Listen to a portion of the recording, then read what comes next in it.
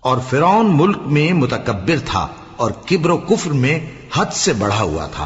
اور موسیٰ نے کہا کہ بھائیو، اگر تم اللہ پر ایمان لائے ہو تو اگر دل سے فرما بردار ہو تو اسی پر بھروسہ رکھو۔